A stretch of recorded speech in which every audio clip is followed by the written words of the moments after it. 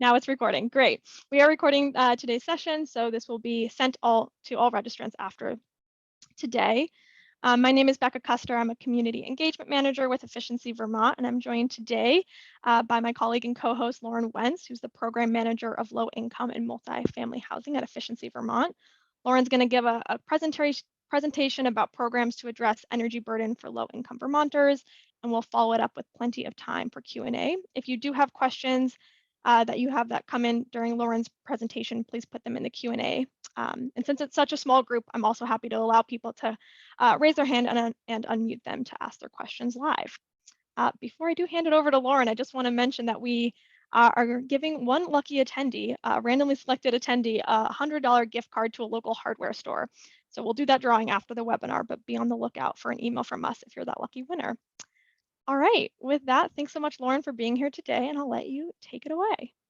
Fabulous. Thanks so much, Bekah. Well, really happy to be here with you all this afternoon. From my window at home, it is no longer raining, but I definitely have wool socks on today.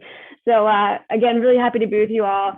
Excited to talk to you about programs to support low-income Vermont residents, and in the process of that, talk about the role that energy burden and energy insecurity plays in what those programs look like, and the other services beyond the Efficiency Vermont that you all can connect folks in your community to.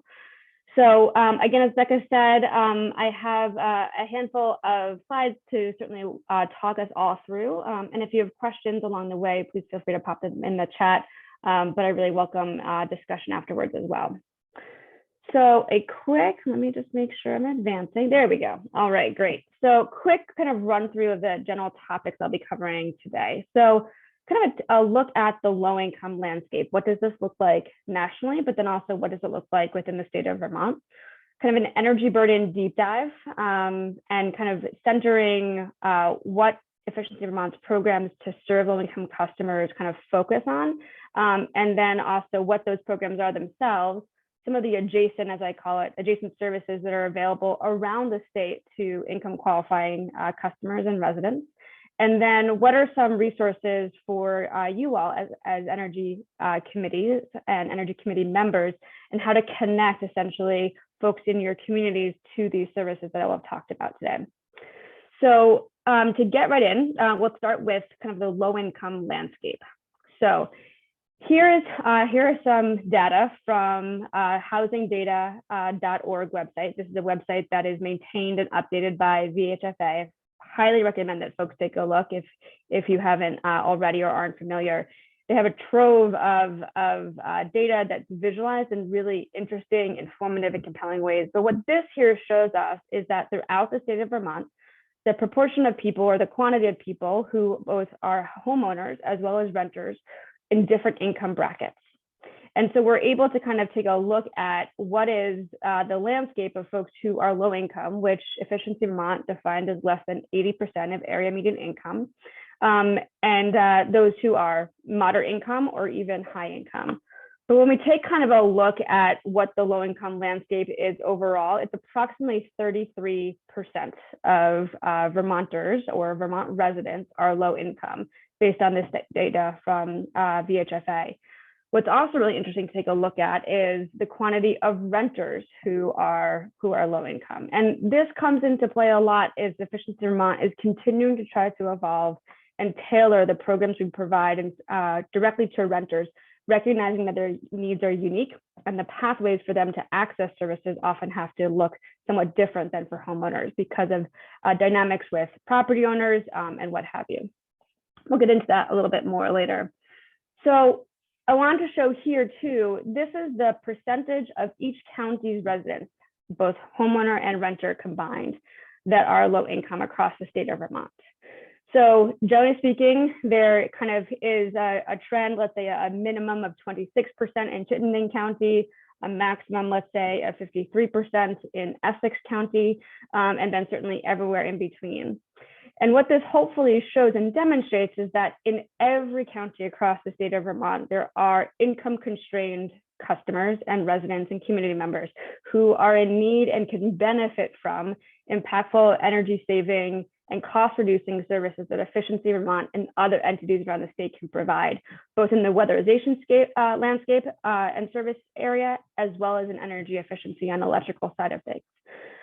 I think what's also really interesting and necessary to think about here is that even in the counties that have a lower percentage of low-income residents, it's also important to recognize or to consider that there are folks who are low income even within those counties. And what might it look like to have to serve and to meet the needs, let's say, of low income customers, specifically within Chittenden County, where it may not be as visible, the energy burden, because of the overall county's affluence and wealth.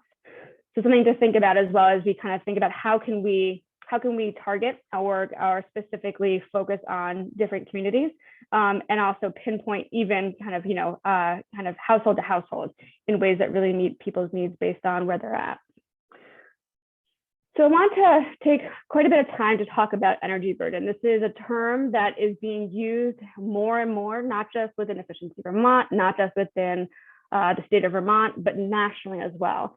And I wanted to kind of center some of our conversation on what does energy burden mean? Where do some of those definitions come from? Where does energy burden, or what does energy burden look like regionally within the state of Vermont, et cetera? So I wanted to quickly show this. So this is a graphic that is from Efficiency Vermont's energy burden report. The last one was published in 2019. As a heads up, Efficiency Vermont is in the process of revising and updating the data behind the energy burden report, and anticipates publishing the revised version within the next year or so. So a heads up for that to be coming out. But what this graphic shows, kind of pure and simple, is how energy burden is calculated. So you take your energy spending, your household income, and do the division, and you get to total energy burden. What is interesting, just as a sidebar, for when that report comes out and you take a look, or if you want to look at the most recent one published in 2019, Efficiency Vermont does take a look at energy costs related to transportation costs as a contribution towards energy spending. Other entities, let's say around the country or even elsewhere in the state, sometimes do include transportation energy burden, and sometimes they don't. And so you may see that as a difference or something to help inform how energy burden may look differently or uniquely within the state of Vermont. We recognize that due to the rural nature of our state, transportation costs, especially to get to school or to work, what have you, do absolutely factor into a home's entire total energy burden. For the purpose of the rest of our talk today, I'll mainly be focusing on household energy costs from an energy bills perspective and not necessarily including transportation costs. But what is energy burden? How is that defined? So across the country, within the state, 6% is this number that is hitched to kind of what is defined as energy burden or burdensome. And so how do we get at this number? So essentially HUD says at the federal level that essentially no more than 30% of someone's annual household income should go towards household household costs. So that is like mortgage and bills and all of that. On top of that, there's further kind of standards that say no more than 20% of your household costs should go towards energy costs. And that's how we arrive at 6%. So 20% of 30% equaling 6%. So there is, above this, typically around 10% is considered severely cost burdened, but 6% is this accepted kind of common tipping point as to what is considered burdensome. This is a graphic that was published by ACEEE in their 2020 report that was titled "How High Are Household Energy Burdens?" And this shows essentially the difference in energy burden by region in the US. And hopefully what this drives home is what New England is looking like in comparison to other areas around the country. We have the highest median low income energy burden by region. And this graphic, and ACEEE hasn't necessarily updated their data to my knowledge to include kind of post, if we can call it post, but post-COVID impacts and kind of what that has created in the market with the economy, with inflation, what have you. But hopefully this stands out as both a helpful diagram to demonstrate where the region of our country is at, but also what the opportunities are for us to really deliver impact to hopefully change this. So I wanted to talk for a moment, do a quick exercise. If everyone can, or try to grab a piece of paper, a Post-it note, the back of an envelope that arrived in the mail today, what have you, and a pen. And we're going to do a quick exercise to just back of the napkin, estimate our own individual energy burden. This is not something we're going to share in the chat or call out loud, or at least you won't be asked to. But I wanted to quickly do this so that we can really kind of focus and center where might those pinch points be, if we can imagine what our own energy burden is, and then also what it might be of our neighbors across town or in our communities across the state. So to calculate energy burden, let's first take just a minute to think through, and this can be an estimate for sure, your household's monthly income. So that is all sources of income from anybody in your house over the age of 18. So if you have a teenager who is above the age of 18, or a family member who's above the age of 18 who works and earns a paycheck, what have you, factor that in. And then to kind of estimate your annual household income, just multiply that by 12. Certainly this is not the perfect science to it, but it's a good estimation. So I'll give just about a handful of seconds to think about that.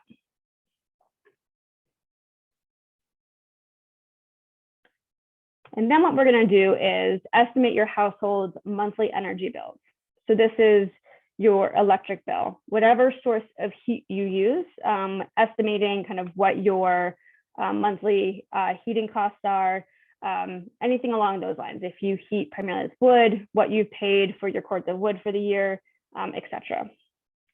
To kind of just estimate that out and then multiply by 12 to get the annual amount. And then what we're going to do is do the calculation of dividing your household's annual energy cost by your household income.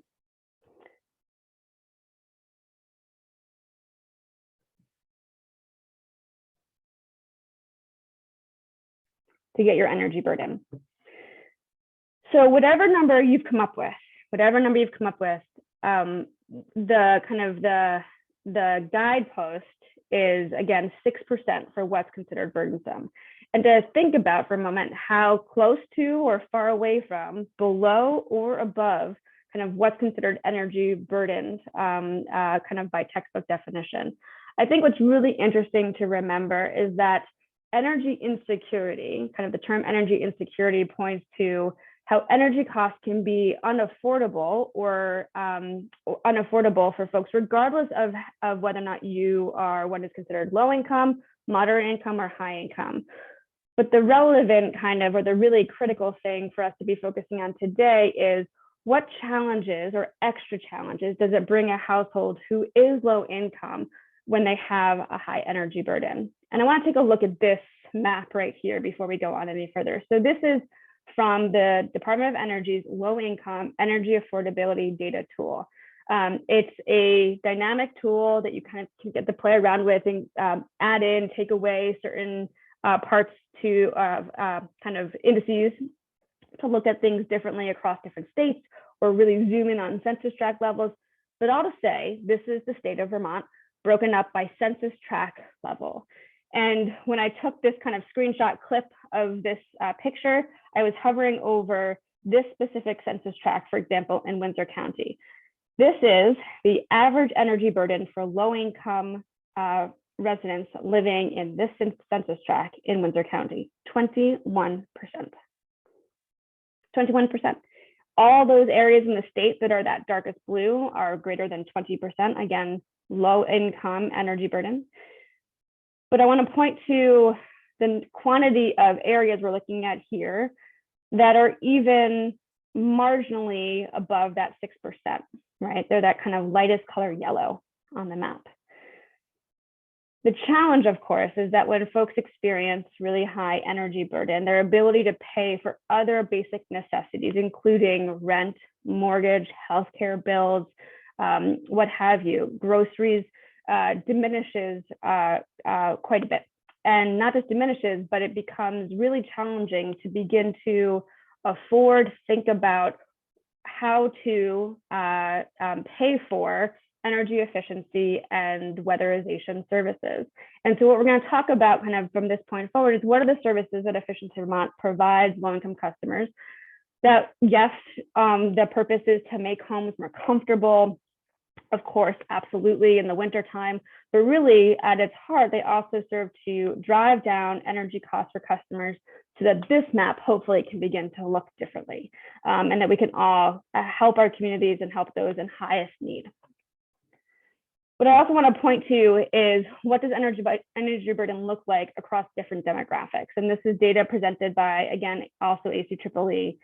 And this just takes a look at and kind of is an important kind of recognition of how energy burden differs amongst different demographics. So for example, on average, low-income households are experience 3.5 times greater energy burden than non-low-income households.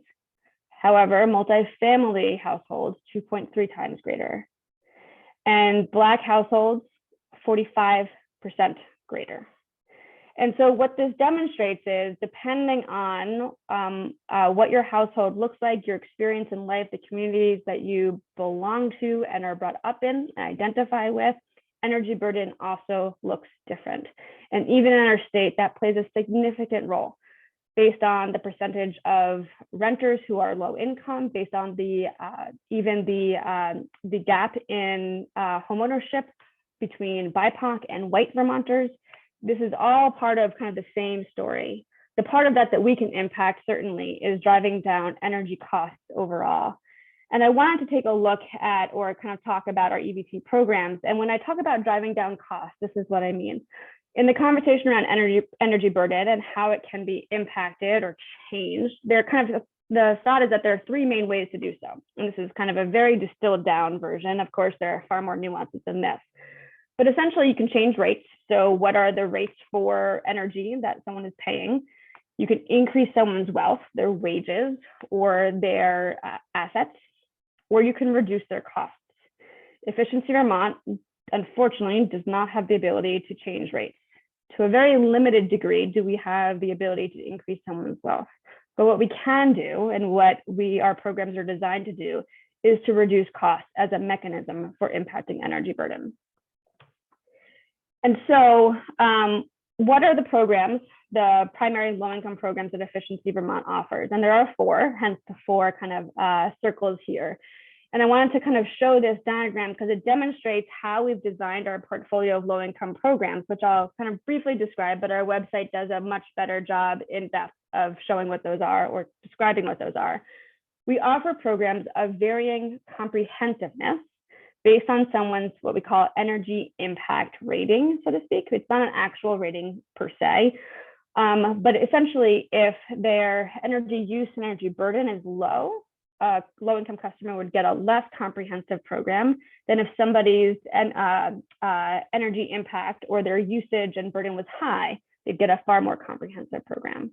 And so this is kind of the methodology, if you will, or the approach that we take to helping to determine how a customer is best suited to enroll in which low-income specific program that we offer. And so a quick look at what those are. So and what we kind of call them in-house and how customers get engaged. So this is, again, I'm going to go through the four programs, give a quick overview of them. And again, I think the website would be a great place to familiarize yourself with the programs more, and we can reach out if you have any questions too. But going from the most comprehensive program to the least comprehensive program, I'll start off by talking about targeted high use. So this is a program that we work closely in partnership with the state's weatherization assistance programs to deliver this program to customers who enroll directly with Efficiency Vermont. The program includes a home visit, full walkthrough, the addressing of direct install items such as LED light bulbs, water saving devices, and the evaluation of appliances for possible replacement, as well as the evaluation of a possible installation of a heat pump hot water heater, as well as a cold climate heat pump if both space and water are based off of electric.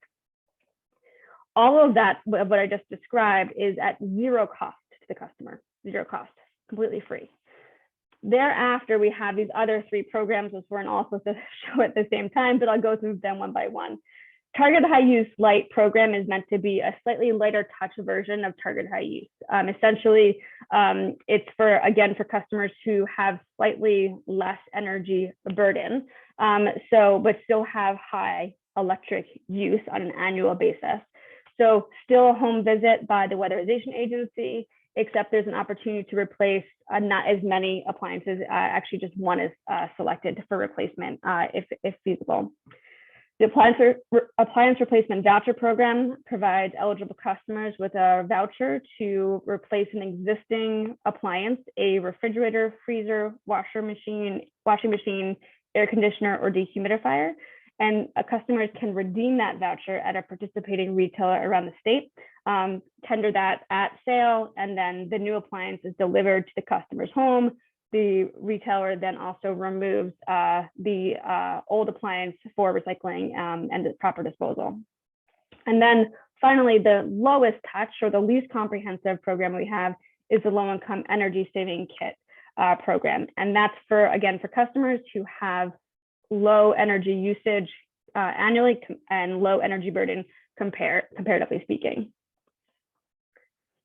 So I wanted to also touch on kind of what are the pathways for weatherization between with Efficiency Vermont and other kind of adjacent services, if you will. So certainly we talk plenty within Efficiency Vermont and across the state about the Home Performance with Energy Star program. Right now, incentives are really robust, and so we're really excited about that. I want to draw attention here because I want to demonstrate or kind of outline what are some of those key differences between Home Performance Program and the state's Weatherization Assistance Program, and how to communicate that to folks in your communities as you're talking to them or within your committees. It is absolutely possible for low-income customers to qualify for home performance and pay for a project that way, receive current incentives, and that is a absolutely feasible pathway. And it's important that we also promote and speak to what is the Weatherization Assistance Program, how does it vary from home performance, and why is it a great idea and really a preferred pathway for income eligible customers. So a quick overview of home performance and kind of by these categories that you see all the way on the left. So Efficiency Vermont is the administrator of course, home performance. The process, this is a very, very distilled down version, but customers need to work with an EEN contractor who determines the project scope. The EEN contractor must be BPI certified. The timeline to receive services, this can vary. Of course, right now, the market with contractor availability is certainly quite tight. In general, from the time a customer receives the initial audit to when the project is completed is approximately 6 months. And that's, of course, subject to change based on availability. Cost to customers under the Home Performance Program is, of course, the full cost of the project, less current EVT incentives. A customer can access the home energy loan to help cover the cost or pay for the cost of the weatherization project. For income eligibility, any customer across the state of Vermont residential customer can participate in the Home Performance Program. Incentives do vary based on income bracket. But there are no kind of add-on, no cost to the customer electric efficiency measures provided as part of the Home Performance Program. So I want to kind of draw a comparison between home performance and the Weatherization Assistance Program. And we'll get more into the Weatherization Assistance Program in just a moment when I begin to talk about adjacent services. So the Office of Economic Opportunity and the state's, therefore, weatherization agencies, there are 5 of them, are the administrators of the WAP program. The process for customers is to apply directly through the WAP agency based on territory. And fill out an application that way. The timeline to receive services does vary. These days, it can be as little as 3 months. It can be longer, but it's all to say it can be shorter and quicker than the home performance timeline, depending on who kind of the makeup of the home, age of residents in the home, any a number of other factors as well.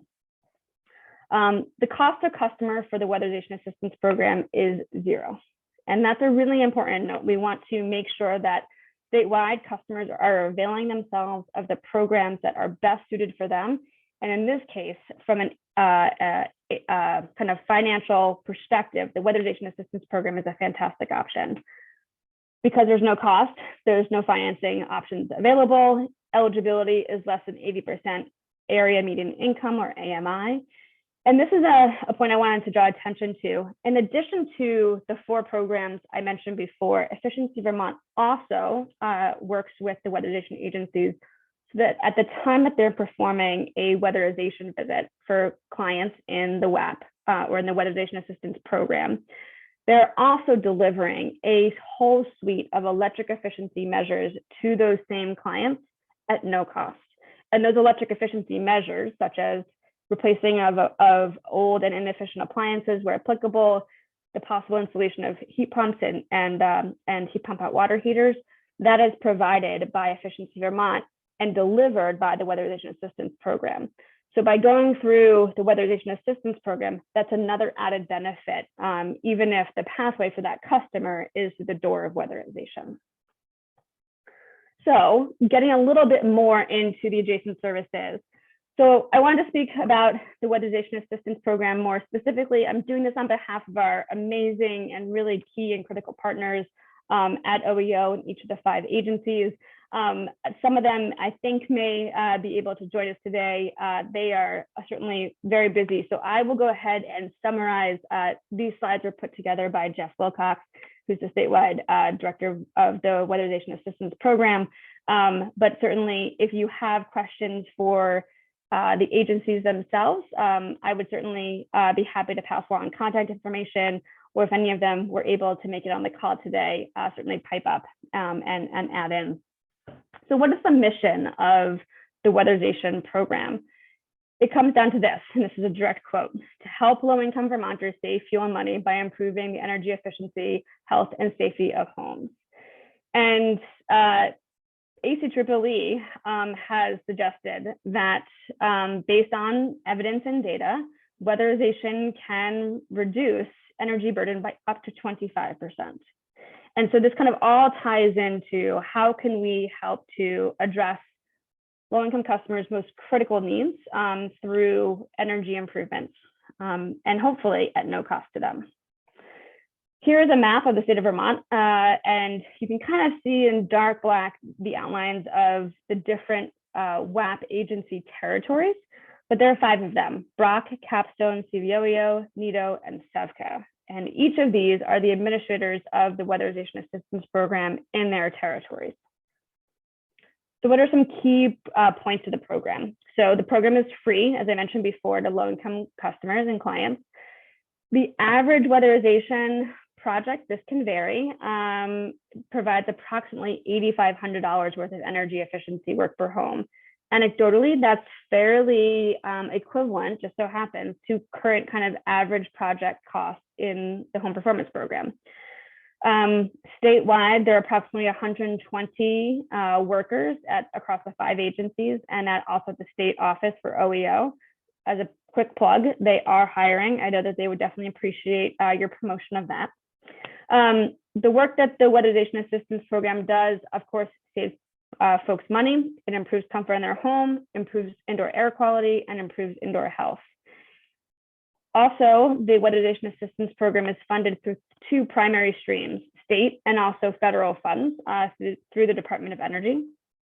And the Weatherization Assistance Program exists in every state across the country and started back in the 1970s when by the DOE.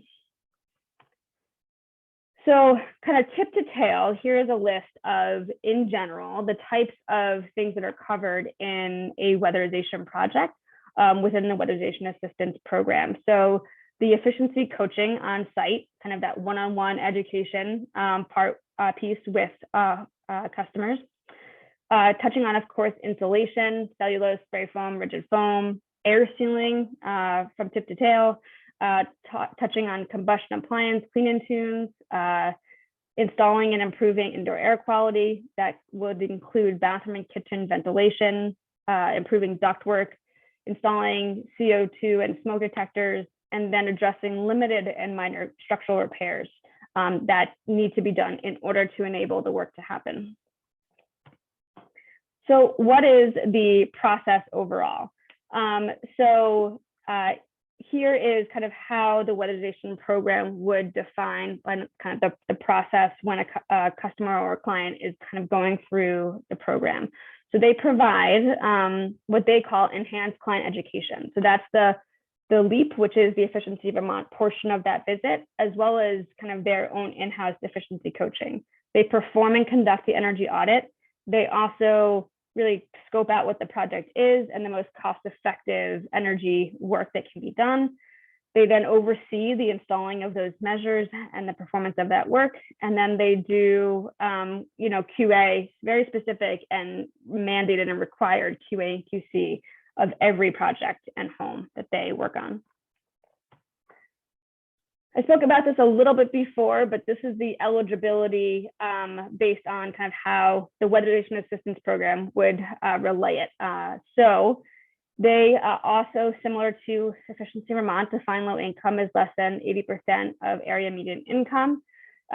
If these slides are going to get circulated around afterwards, you can see here, these are live hyperlinks. So that would be, you could click right into understanding what the eligibility guidelines are. I had mentioned before that the wait list, or how long a customer may wait to receive services from a weatherization agency, varies. One of the determining factors is what is someone's income within that low income bracket. And one of the kind of prioritization kind of definitions or characteristics is folks who are below 60% median income. And then there conveniently are ways to kind of auto qualify for the program. If you are already receiving SSI or seasonal fuel assistance, that kind of automatically qualifies you for weatherization. And here's the hyperlink to essentially get to the weatherization application itself, which can be accessed specific for each agency. So I wanted to also touch on what are some of the other assistance programs available throughout the state. So one is seasonal fuel assistance, also kind of called specifically by its proper name, LIHEAP. So LIHEAP help pays for part of heating home heating bills. Here you can see here the contact information, both website as well as phone, to get folks connected to that, and a way of applying in person at each of the district offices around the state. GMP and VGF also have services for low-income customers. GMP has their EAP, or Energy Assistance Program, discount rate, which is 25% off, and then VGF has a 20% off discount for eligible low-income customers. Here's additional information that you can certainly connect folks to, Crisis Fuel. And then also here's the contact information for each of the local community action agencies in which each of the weatherization agencies sits. So you could always give these folks a call to connect folks to any of these services. But another suggestion is always to have folks call 211, which really helps customers to gain access to kind of a range of services that they may be eligible for, either as on an emergency basis or just access to kind of complimentary services. So literally to pick up the phone and dial 211 or visit the website. And when you call 211, this is kind of an example of the range of services that they can direct folks to. Some of these services will help to address home repairs or other needed services that certainly enable or reduce barriers to be able to then access energy improvements. So the last thing I want to touch on are resources for you all as energy committees, and what we at Efficiency Vermont are here to help provide services and support with you on. So here are our three mighty, awesome community managers, Brad Long, Michelle McCutcheon-Shore, and Bekah, who introduced me earlier on the call. And here are below their pictures, each of the areas, the counties across the state that they essentially cover, and can be your direct kind of contact for. So they are awesome and are doing great work. And by all means, if you haven't already engaged and connected with them on kind of events you want to plan or questions you have, please reach out. But on that note of reaching out, if you and your energy committee are looking to do more, and that could include what kind of messaging do we send? How do we reach low-income customers? What's a tactic that we could use? And when we deploy that tactic, what is a good message to promote? To not just provide connections and linkages to services, but in a way that resonates and is kind of appropriate and whatnot. We are more than happy and prepared to help you all through that, be it through a toolkit we can provide you and help set you up on kind of with a range of resources to do that work. So I have been talking for a great long while. Those are all the slides I put together for us to talk through today, but of course, do welcome any and all questions and any discussion. Thanks so much, Lauren. That was great. If people want to do the raise their hand at the bottom of their screen, I'm happy to unmute you and have you ask questions live. You can also put them in the chat, but it's a pretty small group, so I'm happy to kind of make it more of a discussion. So feel free. Oh, Ginevra has your hand raised. All right, I'm allowing you to talk. There you go. Can you hear me? We can hear you. Yeah, thanks so much for that presentation. I was just curious, it seems like the I forget the name, but the energy saving kind of appliances often go along with the with WAP, you know, with the weatherization program. And I'm curious if they have to, or if folks who receive those appliances can just apply and get them with if they've already done weatherization, or if, you know, unconnected. Great question. So if I had like a magic whiteboard and could like draw a diagram to show you on the screen right now, I would. So there are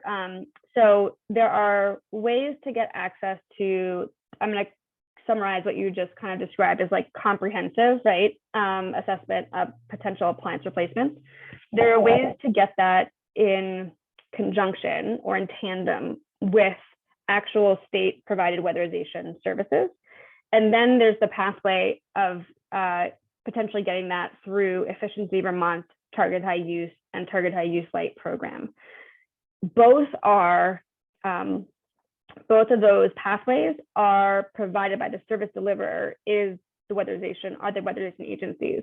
But Target High Use and Target High Use Light is a program that customers enroll specifically with Efficiency Vermont, and it's independent of weatherization. So it's a way of getting in. And so folks who have already received weatherization can enroll in that, or vice versa. Customers who come to us qualify for Target High Use may have never enrolled or applied to weatherization, and we would absolutely get them connected in that process if they qualify. I'm going to go on mute and clear my throat for a second, but welcome any other questions. And Ginevra, let me know if I didn't answer your question.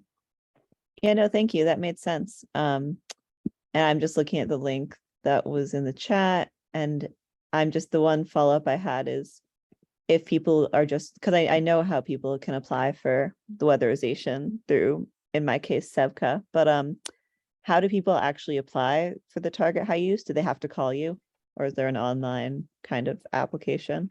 Great question. The process for enrolling in any of those 4 low-income programs that I mentioned through Efficiency Vermont is to be on the phone with someone in our customer support. If, let's say, the easiest pathway for someone to connect with somebody after work hours, after kids go to bed, after their shift at work, is to send an email or to connect by chat, that will then initiate a follow-up phone call from customer support. but it takes about like a 20-minute, give or take 20 minutes on the phone to determine income eligibility. And then in real time, customer support is talking through that with that customer to actually calculate what their energy burden is to determine which of those programs they qualify for. That results in, let's say, either the mailing of a voucher, appliance replacement voucher directly to the customer, or the creation of the target high use application that someone can sign through DocuSign in their email, for example. Thank you. Yeah, sure.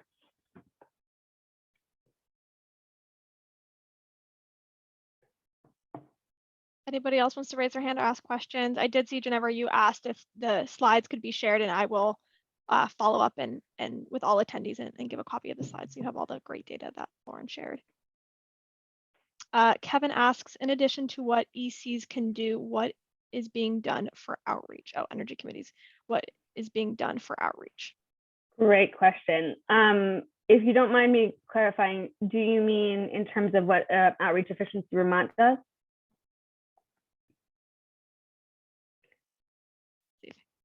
Yes, that. Okay. Oh, Kevin Great. wants to. I'll just allow him. Oh, I'll just allow him to it. talk if you have a. Go for it. Yes, correct.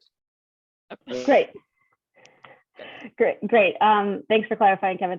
So Efficiency Vermont approaches customer outreach a number of different ways. We send letters out to likely income eligible customers' homes throughout the state multiple times a year. We've also posted routinely on Front Porch Forum and to kind of get the word out in a number of different ways so that we can get customers to initiate contacting us to see if they qualify and then enrolling in one of those programs on the spot. So we welcome that promotion. We also encourage and ask that if you would be interested in, let's say, promoting Efficiency Vermont's low-income services and programs, contact your community manager, be it Bekah, Brad, or Michelle, to help us provide you with language to make your job easier in that way. Kind of a nice snippet that we've developed that seems to resonate well and lead to good results in terms of response from customers. So we take a number of different tactics. We also rely on good word of mouth from partners such as yourselves. So it's a kind of an all hands on deck approach. Generally speaking, Efficiency Vermont serves approximately, between 700 and 1,200 low-income customers through these primary 4 programs every year. And that's based on we get folks in the door through those methods.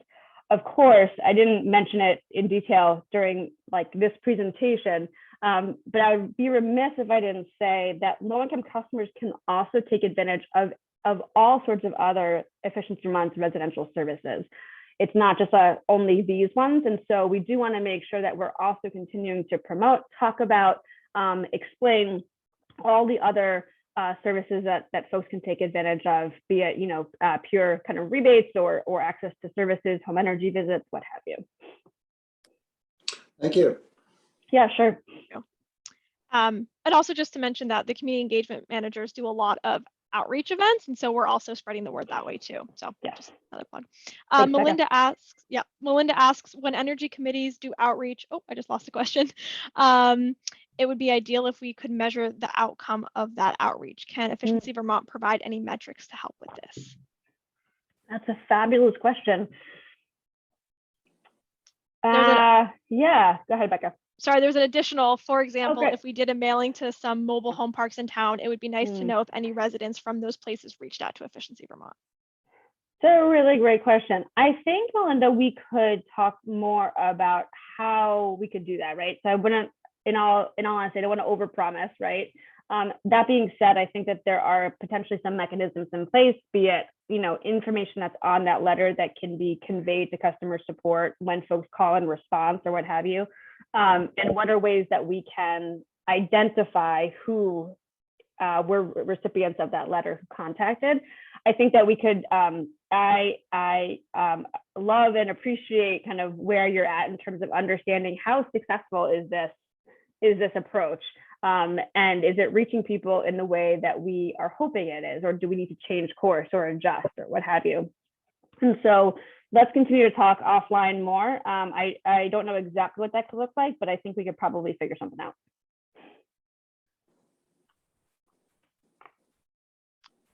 Great. Kevin, I don't know if that's an old hand. I didn't know if you have another question. It's an old hand, yes. Okay, cool. No worries. I'm not seeing any more questions in the chat. Let me just make sure. Again, anybody else on the call still can raise their hand if you have any more questions. Maybe Lauren, you just did such a great job. Oh, Kevin, you have a question. Go for it. Yeah, I just want to say we're advertisement for what our energy committee is doing now. We have a local newspaper in our town, and we've written an article that goes in the green section of the local newspaper about button up. So I don't know for other committees. It's just info. That's all. That's great.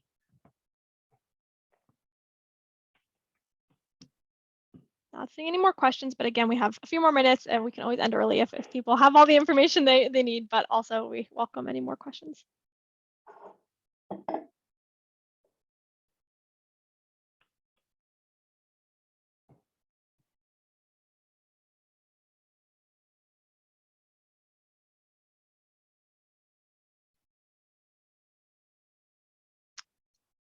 Okay, I feel like we can end a little early. What do you think, Lauren?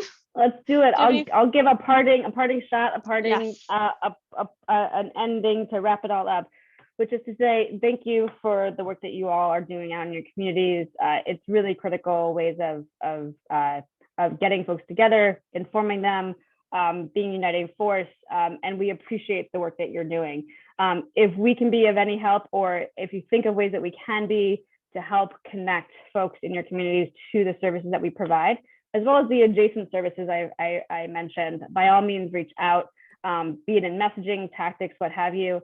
But I appreciate you all being interested in thinking more about how to meet the needs uniquely of those customers in your communities, or neighbors, friends, what have you, family members who are most impacted by the high cost or kind of unaffordable cost of energy in our homes these days. And I appreciate you kind of thinking through how energy burden impacts, what that looks like, and all the range of services that are available to help change that. So thanks again, really appreciate it. Follow up with me. My contact information is here on this last slide if you have any more questions, but certainly with Bekah, Michelle, or Brad as well. Awesome, thank you. And one last plug to join us for the next 2 Weatherization Wednesdays. They're happening the next 2 Wednesdays, one on financing your weatherization project and then one on heat pumps. So hope to see you there. You can find that at the buttonupvermont.org website. Thanks everyone. Have a good rest of your Friday. Take care.